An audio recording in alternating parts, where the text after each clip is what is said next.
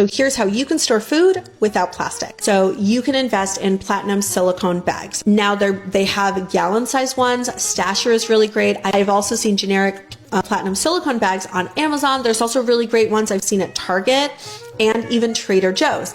Now, even though these might cost a little bit more upfront, you have to think about how much were you really spending on Ziploc bags if you were buying it every 2 weeks or every month. Like, that does add up. These are totally dishwasher safe. They're going to last for a really long time, and you can even defrost in them as well. Like, you're not going to be able to fit like 50 meal prepped dinners inside your freezer like I've seen in some of those TikToks, okay? That's not going to happen without using plastic. However, you can get a lot in a freezer. Use quart size mason jars. If you are storing something wet in glass, you want to leave a bit of a gap at the top because anything wet is going to expand when it's frozen.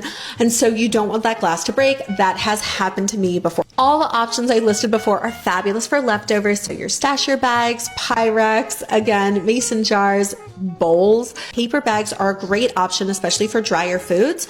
So things like cheese is really great. Okay, cool. How to store raw meat. I got this question a lot. So you have a few options here, okay? And it truly depends on the size of the cut of meat that you're trying to store. So when it comes to red meat, I find that tends to be stored a little bit easier in butcher paper, okay? You can get heavy duty butcher paper online. If it's FSC certified, even better. If not, no biggie. However, do try and avoid anything made out of recycled materials. In general, you want to really avoid anything recycled for your food.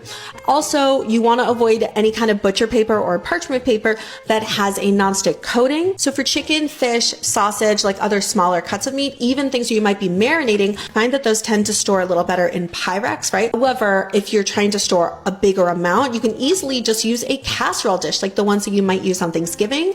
If that lid is plastic, don't worry about it. Whether it's Pyrex or a roasting dish, if that lid is plastic, it's not a big deal if the food never touches the plastic, right? As long as it's not pressed up against your food, you're totally fine.